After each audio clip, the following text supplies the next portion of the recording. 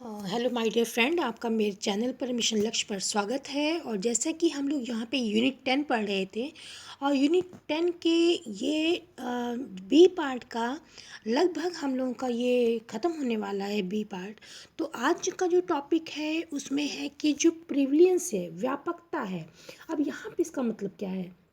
देखिए, प्रिविलेंस एक सांख्यिकीय अवधारणा है, स्टैटिक डिफिनेशन है जो कि एक बीमारी या विशेष मामलों की संख्या का उल्लेख करती है।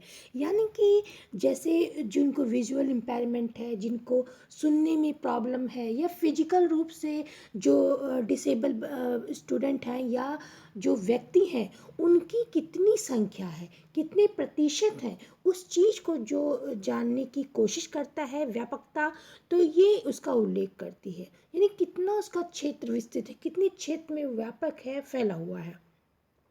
तो ये एक सांख्यिकीय अवधारणा है जो कि एक बीमारी या विशेष मामलों की संख्या का उल्लेख करती है। चलिए आगे देखते हैं। आगे है आपका कि RPWD, ये हम पढ़ चुके हैं पहले। ये जो अधिनियम है, ठीक है, 2016 के पहले ये बताया गया था कि 7 प्रकार की दिव्यांगता होती हैं।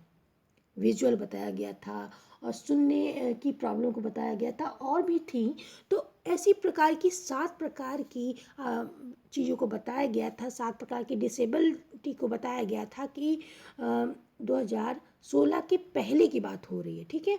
और RPWD अधिनियम 2016 के तहत, जब ये 16 की बात हो रही है, 2016 के तहत 21 प्रकार की दिव्यांगता को स्वीकार किया गया। ये मैं पहले के वीडियो में आपको सब मेंशन कर चुकी हूँ। अगर आप पहले की वीडियो देखेंगे तो आपको अच्छी तरह से समझ में आ जाएगा, ठीक है। इसमें 21 प्रकार की दिव्यांगता को स्वीकार किया गया, जो कि 2016 में नया जो अधिनियम आया है उसकी बात यहाँ हो रही है। चलिए, तो इसमें क्या बताया गया?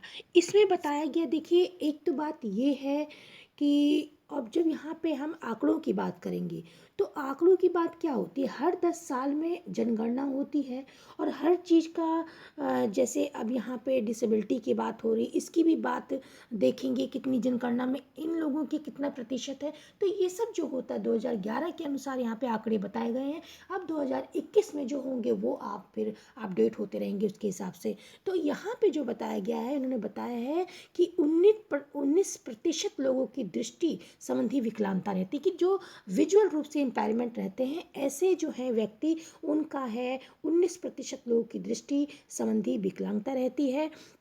भारत में 19% लोग श्रवण के सुनने के संबंधी जो अक्षमता है, विकलांगता है, उससे जूझ रहे हैं, ठीक है, हेयरिंग की प्रॉब्लम है उनको।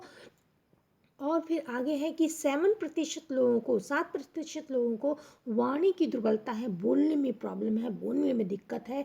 3% लोगों को मानसिक रूप से, यानी कि जो इंटेलेक्चुअल उनको बौद्धिक रूप से जो परेशानी है, मानसिक परेशानी, उससे ग्रस्त हैं। 20% लोग जो है लोकोमीटर दिव्यांगता से ग्रस्त हैं, यानी कि जो फिजिकल उनके जो अंग है वो काम नहीं करते हैं, ठीक है, मांसपेशियों में कोई दिक्कत है, इस तरीके से वो ग्रस्त हैं। और 8% लोग बहुविकलांगता, यानी कि और भी जो इन्वायरमेंटल होती हैं या कुपोषण के कारण हो जाते, बहुत सारे और जो बहुविकलांगता से ग्रस्त हैं। और 18% लोगों के पास अन्य प्रकार की और जो अक्षमताएं हैं वो पाई जाती हैं।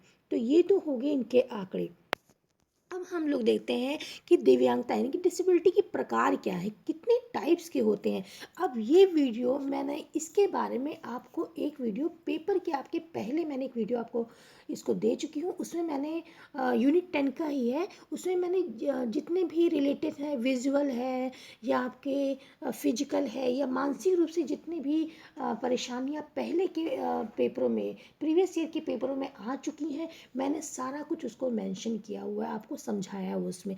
तो आप वो वीडियो प्रेफर कर सकते, देख सकते हैं, उस पर विजिट कर सकते हैं। बहुत अच्छा वीडियो है और आपको बहुत अच्छी तरह से समझ में आएगा और इसको समझने में भी वो और हेल्प करेगा, तो आप उसको देखें ज़रूर, ठीक है। तो दिव्यांगता के प्रकार देख लीजिए। अब पहला है नेत्रहीन, जो विजुअल इम्पेयरमेंट है, जिनको एक तो या तो देख नहीं सकते बिल्कुल भी, या तो उनको देखने में कम देखते हैं, या दूर दृष्टि है या अल्प दृष्टि है, ठीक है।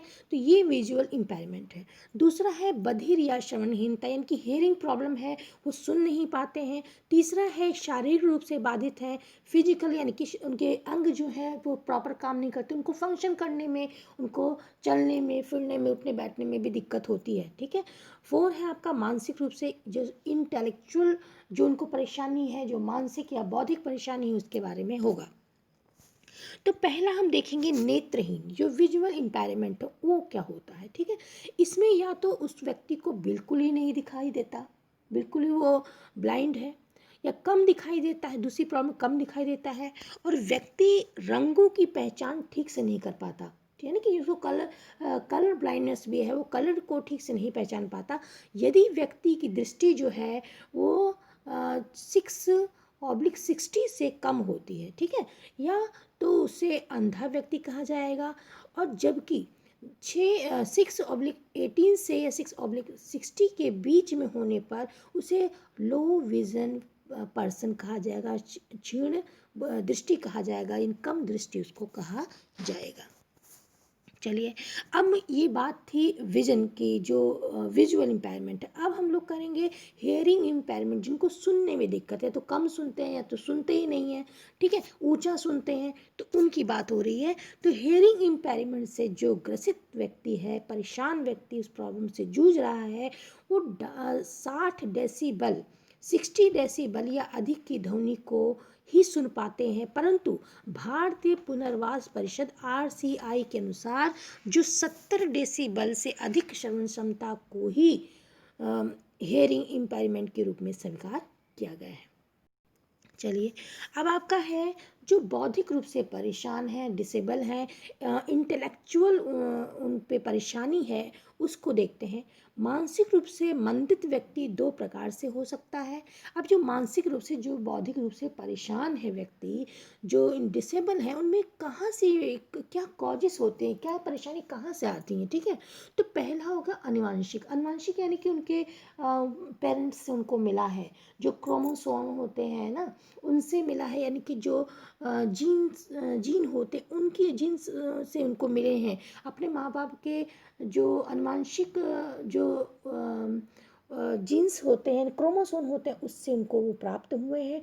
दूसरा है कि जब उनका जन्म हो जाता है, जन्म के समय या जन्म के बाद भी बहुत सी परिस्थितियाँ आती हैं जब उनको ये चीज़ें हो जाती हैं, जैसे जन्म के बाद जैसे इन्वायरमेंटल और फिजिकल प्रॉब्लम हो गई, कोई इन्वायरमेंटल में इन्वायरमेंट परेशानी है, या फिर साइकोलॉजिकल परेशानी हो गई उनके आसपास के वातावरण में, या न्यूट्रिशन उनको नहीं मिला ठीक से, उनको भोजन जो कि विटामिन मिल जो भी मिलने चाहिए वो अच्छी तरह से नहीं मिल रहे हैं, ठीक है, भोजन में, तो वो कुपोषण के शिकार हो गए। और चाइल्ड अब्यूज़, या उनको घर में या आसपास निगलेक्ट किया जाता है, अब्यूज़ उनको वो किया, अब्यूज़ यूज़ किया है तो उनके लिए, तो वो बच्चे मानसिक रूप से अस्थिर हो जाते हैं, ठीक है। और इनएडुकेट हेल्थ होती है उनकी, हेल्थ जैसे उनकी केयरिंग, जो केयर होती है बचपन में, बहुत अच्छी से केयर नहीं हो पाती है। तो ये सब चीज़ें जो है, और जो ट्रॉमेटिक ब्रेन इंजरी है, इस तरीके की जो प्रॉब्लम है वो बाद में हो सकती है, ठीक है। आनुवांशिक चीज़ें तो वो अपने पेरेंट्स से लेके आया है, लेकिन ये सब चीज़ें बाद में हो सकती हैं।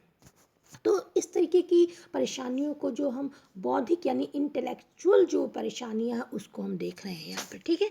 तो ये सब चीज़ें, अब हम अगर जो करेक्टरिस्टिक्स इसके देखें, जो इंटेलेक्चुअल डिसेबिलिटीज़ हैं, यानी कि जो विशेषताएं इसकी देखिए, क्या क्या लक्षण है, कैसे कि पता चलता है। तो ऐसे बच्चों में नॉर्मल बच्चों के हिसाब से कोई चीज़ जब सीखते हैं ना, तो उसमें बहुत समय लगता है, और ये बच्चे ठीक से लिख भी नहीं पाते और पढ़ भी नहीं पाते हैं, ठीक है। और इन बच्चों में भाषा का न्यूनतम विकास होता है, इनकी जो भाषा है, जो इनकी कम्युनिकेशन स्किल है, वो भी बहुत पुअर होती है। और आई कांटेक्ट मेंटेन करने में दिक्कत होती है, किसी से जब फेस टू फेस बात कर रहे हैं तो आई कांटेक्ट मेंटेन करने में भी इनकी बहुत प्रॉब्लम होती है, डिफ़िकल्टीज होती हैं। और नई चीज़ सीखने में, कोई कंसेप्ट को समझने में बड़ी ही प्रॉब्लम इनको आती है, ठीक है। ये बच्चे हैं बौद्धिक। अच्छा, अब जो ये बौद्धिक बच्चे हैं, जो कॉग्निटिव फंक्शनिंग इनकी है, तो WHO ने 1968 में एक जो एक तरीके से मेंशन किया है, जैसे कि अब जो ये मध्यम होते हैं, माइल्ड होते हैं, ये इनकी जो इंटेलेक्चुअल डिसेबिलिटीज़ हैं, आईक्यू है, ये कितने से कितना होना चाहिए जो माइल्ड का है। तो ये 50 से लेकर 50 या 55 से लेकर 70 तक हो तो ये माइल्ड होंगे। मॉडरेट होंगे वो होंगे मॉडरेट आईक्यू वाले हैं, जैसे 35-40 से लेकर 50 और 55 के बीच में होगा तो मॉडरेट होंगे। सीवियर जो हैं बहुत ज़्यादा हैं, वो आईक्यू वाले हैं, बहुत कम आईक्यू वाले हैं, 25 टू 35-40 तक हैं, उनको हम इडियट कहते हैं, मूर्ख कहते हैं, ठीक है। और जो आपका परफाउंड इंटेलेक्चुअल डिसेबिलिटीज़ है, उसका आईक्यू जो है इससे भी बिलो होता है, इससे भी नीचे होता है, ठीक है। 20 और 25 के बीच में रहता है। तो ये तो एक आपको बताने के लिए बताया, ये एक तरीके से मैंने बताया है कि कितनी कितनी आईक्यू में किस किस बच्चे को रखा जाता है, ठीक है। चलिए आगे चलते हैं। आगे है अनुवांशिक जो डिसेबिलिटीज़ होती हैं, जो क्रोमोसोम से परेशानियां आती हैं, उनके बारे में हम लोग देख लेते हैं। तो देखिए इसमें जो भी परेशानियां हैं, ये भी मैं आपको जितने पहले पेपर में आ चुके हैं, प्रीवियस ईयर में आए हैं, वो सारी पहले आ चुका है, जैसे डाउन सिंड्रोम आ चुका है, और भी बहुत सी चीज़ें आ चुकी, तो ये मैं इसमें आपको पढ़ा चुकी हूँ। अगर वीडियो देखेंगे तो आपको बहुत उसमें हेल्प होगी, ठीक है। तो ये जो अनुवांशिक जो डिसेबिलिटीज़ हैं, जो कि हमारी जीन के हिसाब से होती हैं, या हमारे जो हम लोगों के क्रोमोसोम्स जो पिता और माता की तरफ से हम लोगों को एक तरीके से मिलते हैं, ठीक है, उनके बारे में बात हो रही है। तो इसमें पहला जो है वो है कॉर्नेलिया डे लेंज, और दूसरा है रीड्यूचेट सिंड्रोम, तीसरा है डाउन सिंड्रोम, चौथा है पार्डर विली सिंड्रोम, चौथा है टर्नर सिंड्रोम, और पांचवा है विलियम सिंड्रोम, और छठा है आपका फ्रेगिल एक्स सिंड्रोम। तो इसको आप लोग लिख सकते हैं। अगर आप इसके बारे में देखिए सर्च भी कर सकते हैं और भी जान सकते हैं। और आगे देखिए, आगे हम लोग चलते हैं, ये इसके अब निदान क्या है, ठीक है। अब ये प्रॉब्लम्स हो गई, तो इससे हम अगर नहीं हुई है पहले भी हम इसका निदान कर सकते हैं ना, कोई चीज़ कोई समस्या खड़ी हो रही है तो इसके पहले भी हम इसका निदान कर सकते हैं। तो इसका निदान क्या होगा, ठीक है, कैसे हम बच सकते हैं। तो देखिए, एक तो जो कोई भी जो पेरेंट्स हैं उनको, या जो उनको हम पहले से इसकी जानकारी दे सकते हैं, ठीक है।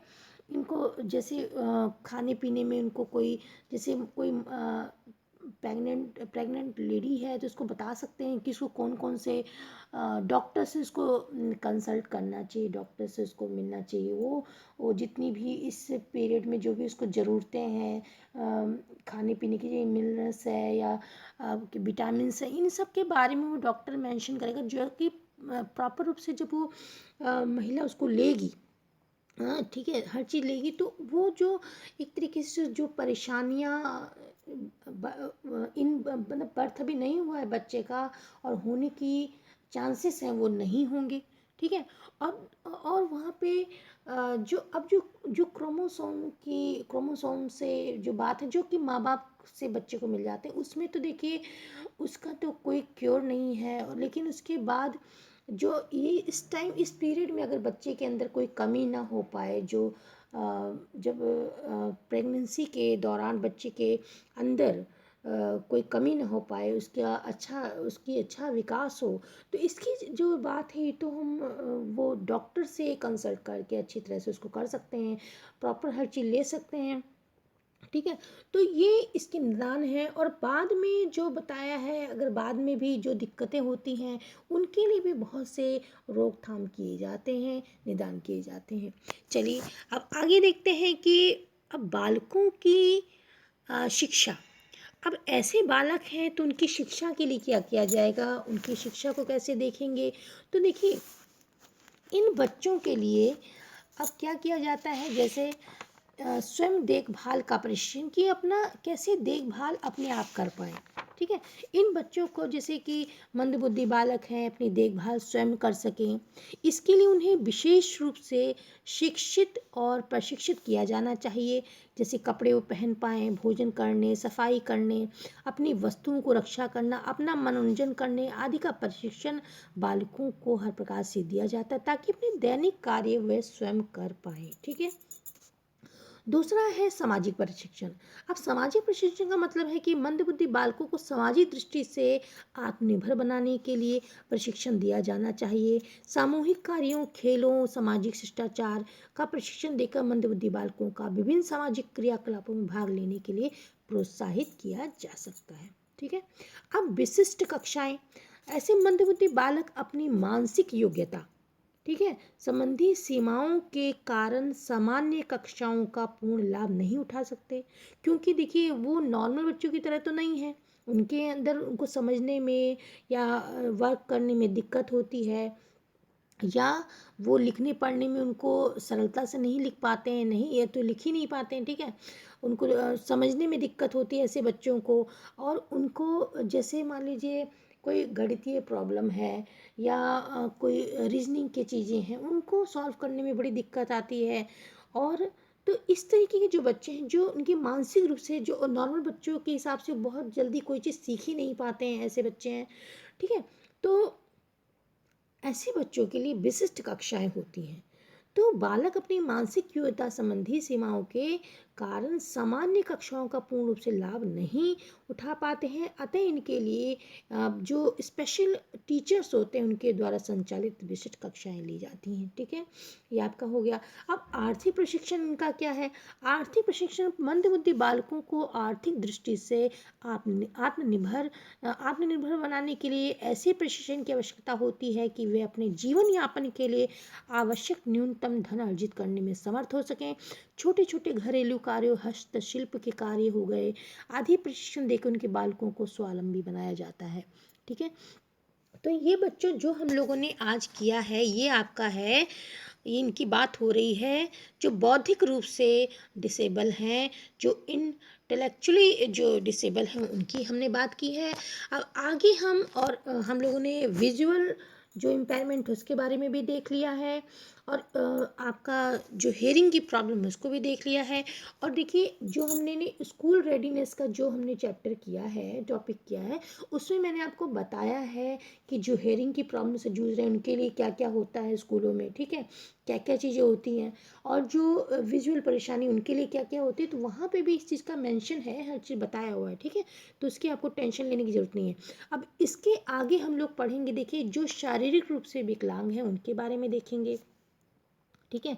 जो शारीरिक रूप से विकलांग हैं उनके बारे में हम लोग पढ़ेंगे। सो बच्चों ये टॉपिक यहीं पे ख़त्म होता है, और अब आगे चल के हम अगले टॉपिक में देखेंगे। So thanks for watching.